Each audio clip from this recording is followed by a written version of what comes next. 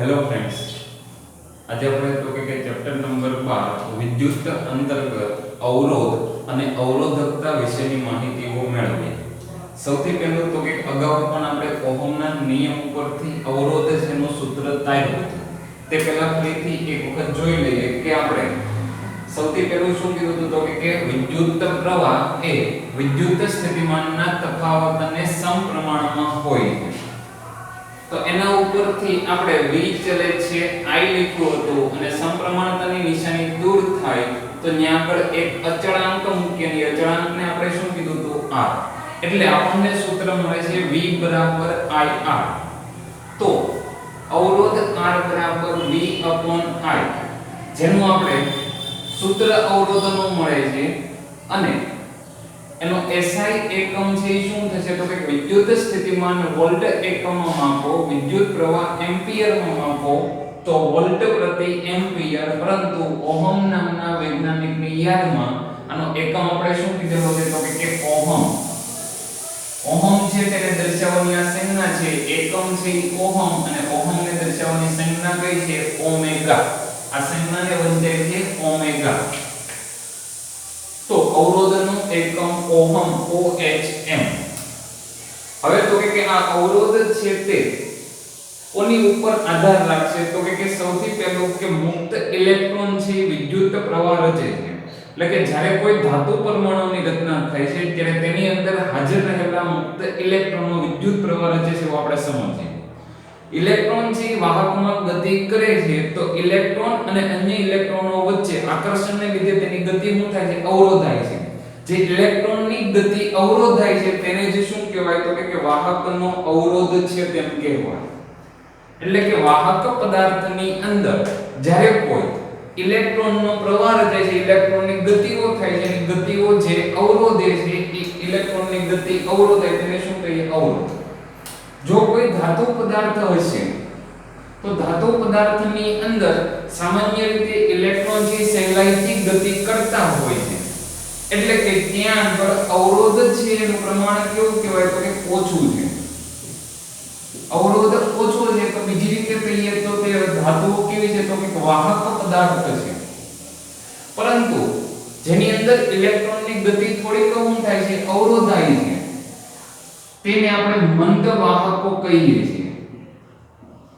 સુવાહક તરીકે જ્યારે આપણે વાત કરતા હોય ત્યારે મુખ્ય આપણે જે વાહક તરીકે ઉપયોગ કરીએ છીએ તેમાં કોપર ધાતુનો તાર અથવા તો એલ્યુમિનિયમના તાર એ સૌથી વધારે વાહક તરીકે આપણે ઉપયોગમાં લઈએ છીએ. અને મંદ વાહકો કે જેની અંદર અવરોધનું પ્રમાણ વધારે હોવાથી ઇલેક્ટ્રોનની ગતિ શું થાય છે અવરોધાય છે અને સહેલાઈથી વિદ્યુત પ્રવાહનું વહન થઈ શકતું નથી. તેને આપણે શું કહીએ છીએ મંદ વાહક. લેડ છે તે એક પ્રકારનું મંદ વાહક છે એટલે કે સહેલાઈથી વિદ્યુત પ્રવાહનું વહન કરતું નથી. તો લેડ છે એ મંદ વાહકમાં આવશે. અને અમુક પદાર્થો એવા હોય કે જ્યાં આગળ અવરોધનું પ્રમાણ એ ખૂબ જ વધારે હોય એટલે કે ઇલેક્ટ્રોનનો પ્રવાહ રચાતો નથી તો તેને આપણે શું કહીએ છીએ તો કે અવાહક તરીકે ઓળખીએ છીએ. એટલે આપણે ત્રણ બાબતો યાદ રાખવાની છે. એક વાહક પદાર્થો હોય, એક મંદ વાહક હોય અને એક કયું હોય છે અવાહક. અવાહક એટલે કે જેમાં ઇલેક્ટ્રોનનો પ્રવાહ રચાઈ શકતો નથી કારણ કે ત્યાં અવરોધનું મૂલ્ય કેવું હોય છે સૌથી વધારે. બીજું કે આપણે ચલ અવરોધ છે એની વાત કરી હતી. ચલ અવરોધ છે એનું કાર્ય શું હોય છે? પરિપથની અંદર જ્યારે ચલ અવરોધની વાત કરો છો ત્યારે તે વિદ્યુત પ્રવાહનું નિયમન કરે છે. ચલ અવરોધ છે તે વાહકની અંદર કોનું નિયમન કરે છે તો વિદ્યુત પ્રવાહનું નિયમન કરે છે. નિયમન એટલે વિદ્યુત પ્રવાહ ઈચ્છિત મૂલ્યનો આપણને આપે છે. જો આપણે વોલ્ટેજ છે તે ફિક્સ હોય કે આપણા ઘરમાં જે 230 વોલ્ટની લાઈન આવે છે તો એ 230 વોલ્ટ ફિક્સ છે. પરંતુ આપણે જરૂરી વિદ્યુત પ્રવાહ મેળવવો 1 એમ્પિયર 2 એમ્પિયર તો આવા વિદ્યુત પ્રવાહનું નિયમન જે સાધન વડે થાય તેને કહેવાય ચલ અવરોધ. અને આ જે ચલ અવરોધ હોય છે તે ઈચ્છિત મૂલ્યનો અવરોધ આપણે મેળવવા માટે જો અવરોધનું મૂલ્ય આપણે બદલી શકતા હોઈએ તો એ અવરોધ છે એ સાધનને કહેવાય રિહોસ્ટેટ. એ સાધનનું નામ કયું છે રિહોસ્ટેટ કે જે આપણને ચલ અવરોધ એટલે કે ઈચ્છિત મૂલ્યનો અવરોધ આપે છે. એટલે આ વાત થઈ આપણે તો કે અવરોધની. હવે તો કે અવરોધ છે કોઈકની ઉપર આધાર રાખે છે તેની વાત કરવી છે. તો અવરોધ છે કોની ઉપર આધાર રાખશે? તો ધ્યાન રાખો કે અવરોધ મુખ્ય ત્રણ બાબતો ઉપર આધાર રાખે છે. અવરોધ છે તે વાહકની લંબાઈ, બીજું તો કે વાહકના આડછેદનું ક્ષેત્રફળ. આડછેદનું ક્ષેત્રફળ એટલે કે તમે જેનો ક્રોસ સેક્શન એરિયા જુઓ છો, માનો કે આ નળાકાર તાર હોય તો નળાકાર તારની અંદર આજે આપણને ઉપરનો ગોળાકાર ભાગ મળે છે એને શું કહેવાય? આડછેદનું ક્ષેત્રફળ. આ પેન છે એનો આડછેદ એટલે તો કે મારે અહીંથી હું વચ્ચેથી મારે આડછેદ મેળવવો છે તો વચ્ચેથી હું શું કરું? એને તોડી નાખું. તોડી નાખો એટલે મને કેવો ભાગ મળે? તો કે ગોળ ભાગ મળે. તો આ જે ગોળ ભાગ મળે એને શું કહેવાય? આડછેદનું ક્ષેત્રફળ. તો આ જે વર્તુળાકાર ભાગ હતો તે આડછેદનું ક્ષેત્રફળ નળાકાર તાર માટે થાય. તો અવરોધ છે મુખ્ય બે બાબતો ઉપર આધાર રાખે, એક વાહકની લંબાઈ, બીજું આડછેદનું ક્ષેત્રફળ અને ત્રીજું તો કે દ્રવ્યની જાત.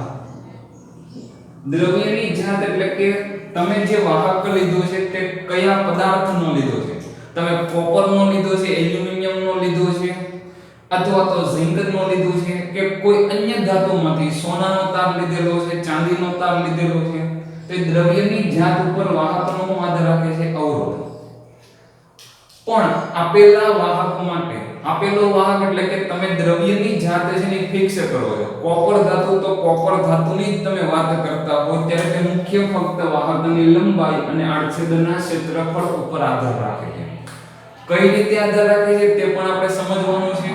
તો એની માટે હવે આગળ જોઈએ કે અવરોધ છે તે વાહકની લંબાઈને સમપ્રમાણમાં હોય છે. પ્રયોગો દ્વારા આવું સાબિત થયેલું છે કે વાહકનો અવરોધ છે કોના પ્રમાણે બદલાય છે? તો કે લંબાઈને સમપ્રમાણમાં. એટલે કે જેમ તમે વાહક તારની લંબાઈ વધારતા જશો તેમ વાહકનો અવરોધ એટલે કે એની અંદર ઇલેક્ટ્રોનનો પ્રવાહ કેવો થાય છે? ઘટે છે. એટલે વાહકની લંબાઈ ઉપર કોણ આધાર રાખે છે? વાહકનો અવરોધ. બીજું કે લંબાઈને સમપ્રમાણમાં હોય છે અને આડછેદના ક્ષેત્રફળને તે વ્યસ્ત પ્રમાણમાં હોય છે. વ્યસ્ત પ્રમાણ કીધું એટલે 1/a લખવામાં આવ્યો. તો આને કહેવાય કે આડછેદના ક્ષેત્રફળને કયા પ્રમાણમાં છે? વ્યસ્ત પ્રમાણમાં. બીજો અર્થ થાય કે જેમ આડછેદનું ક્ષેત્રફળ વધારે, જેમ આડછેદનું ક્ષેત્રફળ વધારે છેદ મોટો થાય એમ 1/a ની કિંમત શું થાય? ઘટતી જાય. એટલે કે અવરોધનું મૂલ્ય ઘટે. એટલે કે આડછેદનું ક્ષેત્રફળ જેટલું વધારે તેટલો અવરોધ કેવો હોય છે? તો કે ઓછો હોય છે. બીજું કે જો આડછેદનું ક્ષેત્રફળ ઓછું હશે તો એનો અવરોધ કેવો હશે? વધારે હશે. તો આ બંનેને આપણે એક સાથે સાંકળીએ કે અવરોધ છે તે લંબાઈને સમપ્રમાણમાં હતું અને આડછેદના ક્ષેત્રફળને વ્યસ્ત પ્રમાણમાં. તો અવરોધ ચલે છે અને વંચાય ચલે છે L/A અને સમપ્રમાણતાની નિશાની પણ કહેવાય. સમપ્રમાણતાની નિશાની દૂર કરો એટલે તમે બરાબરની નિશાની કરો અને કોઈ એક અચળાંક મૂકો. એ અચળાંક છે એને કહેવાય ρ. એ અચળાંકને શું કહેવાય? ρ. આ સંજ્ઞા જેને વાંચવાનું ρ છે એને શું કહેવાય? તો કે દ્રવ્યની અવરોધકતા. ખાસ શબ્દમાં ધ્યાન રાખજો. જો અવરોધ કે તો અવરોધ એટલે R છે. R કોની ઉપર આધાર રાખે? વાહકની લંબાઈ અને આડછેદના ક્ષેત્રફળ માટે. જ્યારે R બરાબર ρ L/A જે તમને મળે છે એમાં જે ρ તમને મળે એને કહેવાય દ્રવ્યની અવરોધકતા. અને દ્રવ્યની અવરોધકતા છે એ ફક્ત કોની ઉપર આધાર રાખે? તો કે દ્રવ્યની જાત ઉપર.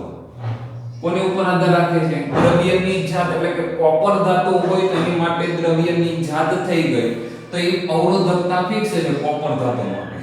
એલ્યુમિનિયમ છે તો એની દ્રવ્યની અવરોધકતા ફિક્સ છે. પરંતુ જેમ તમે લંબાઈ અને આડછેદનું ક્ષેત્રફળ બદલશો એમ ફક્ત શું બદલાશે? અવરોધ બદલાશે, પરંતુ અવરોધકતા બદલાશે નહીં.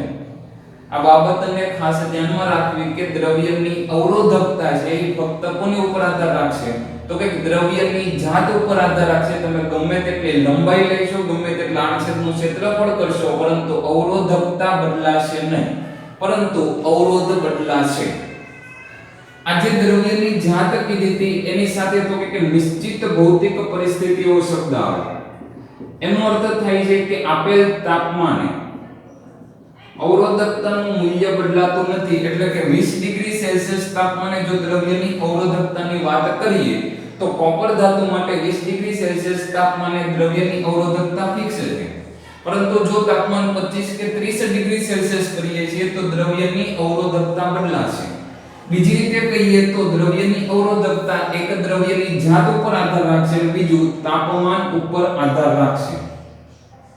ભૌતિક પરિસ્થિતિ એટલે અહીંયા આગળ આપણે અર્થ કરશું તાપમાન. તો દ્રવ્યની જાત અને તાપમાન એમ બે શબ્દો ઉપર કોણ આધાર રાખશે તો કે દ્રવ્યની અવરોધકતા. જ્યારે દ્રવ્યનો અવરોધ છે તે વાહકની લંબાઈ, આડછેદનું ક્ષેત્રફળ, આ બંનેને બીજી રીતે કહીએ તો વાહકના પરિમાણ કોણ કહેવાય. વાહકનું પરિમાણ એની ઉપર કોણ આધાર રાખે દ્રવ્યનો અવરોધ. દ્રવ્યની જાત ઉપર આધાર રાખે છે. આ ઉપરાંત તો કે ભૌતિક પરિસ્થિતિ એટલે કે તાપમાન અને દબાણ ઉપર પણ અવરોધનું મૂલ્ય આધારિત હોય છે. તો આજે વાત કરી એની અંદર આપણને અવરોધકતા કંઈક મળી. તો હવે અવરોધકતાના સૂત્ર તરફ જઈએ અને ત્યારબાદ એનો SI પણ જોઈએ. તો અહીંયા આગળ તમે ρ એટલે કે દ્રવ્યની અવરોધકતા છે તેને તમે સૂત્રના કર્તા બનાવો. તો અવરોધકતાને સૂત્રના કર્તા બનાવો તો છેદમાંથી a ક્યાં આવશે અંશમાં, એટલે કે r a અને છેદમાં શું આવશે તો કે લંબાઈ l. આ અવરોધકતા છે તેનો મારે SI એકમમાં સૂત્ર આપણને મળી ગયું RA/L. જો અવરોધકતાનો મારે SI એકમ લખવો હોય તો શું કરવું પડે અવરોધનો એકમ. અવરોધનો એકમ એટલે ઓહમ, એની સંજ્ઞા ઓમેગા. E એટલે આડછેદનું ક્ષેત્રફળ છે, અહીંયા A એટલે એમ્પિયર જેવું ન માનતા. A છે એવું દર્શાવે આડછેદના ક્ષેત્રફળને દર્શાવવાની સંજ્ઞા છે. તો ક્ષેત્રફળ હંમેશા મીટર સ્ક્વેરમાં મપાય અને વાહકની લંબાઈ હંમેશા મીટરમાં લેવાય. 1 મીટર કેન્સલ કરો એટલે આપણને દ્રવ્યની અવરોધકતાનો SI એકમ ઓહમ મીટર મળે. અને વાંચવાનું શું છે તો કે ઓહમ મીટર, એટલે કે દ્રવ્યની અવરોધકતાનું એકમ ઓહમ મીટર છે. તો આપણને દ્રવ્યની અવરોધકતા મળે. હવે દ્રવ્યની અવરોધકતા છે તેમાં ધાતુ પદાર્થની વાત કરીએ તો ધાતુ પદાર્થ એટલે કે વિદ્યુતના સુવાહકો છે. વિદ્યુતના સુવાહક એટલે ઇલેક્ટ્રોનનો પ્રવાહ આપણને સતત મળે છે. વિદ્યુત પ્રવાહ સહેલાઈથી વહન થઈ શકે છે. બીજી રીતે કહીએ તો એનો અવરોધનું મૂલ્ય ઓછું છે. એ દર્શાવે કોણ તો કે એની અવરોધકતા એવું દર્શાવે કે ધાતુ પદાર્થનો અવરોધ ઓછો છે, કારણ કે એની અવરોધકતાનું મૂલ્ય તમને 10⁻6 ઘાતથી 10⁻8 ઓહમ મીટર ની અંદર જોવા મળે છે.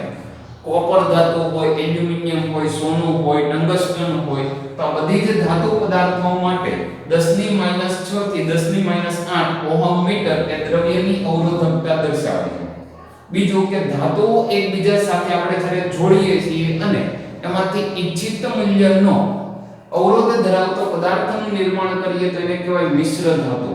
એટલે કે જ્યારે પરિપથની અંદર ચોક્કસ અવરોધોની જરૂરિયાત હોય ત્યારે શું કરવામાં આવે તો કે મિશ્ર ધાતુનો ઉપયોગ કરવામાં આવે.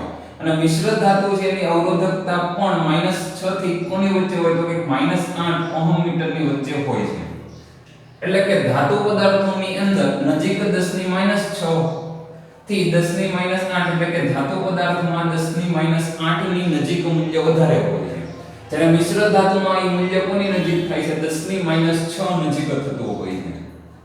અને અવાહકો એટલે કે જેમાં વિદ્યુત પ્રવાહનું વહન સહેલાઈથી થઈ શકતું નથી એવા જે કોઈ પદાર્થો છે ત્યાં આગળ 10⁻12 થી લઈ અને 10⁻18 અથવા તો 10⁻17 ઓહમ મીટર સુધી તમને અવરોધકતા જોવા મળે છે.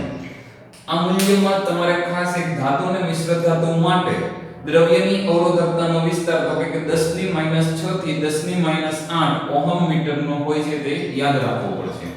આ જે મૂલ્ય લખ્યા છે આપણે 20 ડિગ્રી સેલ્સિયસ તાપમાને કીધેલા છે. તાપમાન બદલાય તો દ્રવ્યની અવરોધકતાનો વિસ્તાર પણ બદલાય, પણ સામાન્યપણે એટલું જોવા મળે છે. તો આ અવરોધ અને અવરોધકતાઓની ચર્ચાઓ જોઈ. નેક્સ્ટ લેક્ચર ની અંદર તો કે આપણે દાખલાઓ પહેલા જોઈશું અને પછી અવરોધોના જોડાણ તરફ જઈશું. જય હિન્દ, જય ભારત.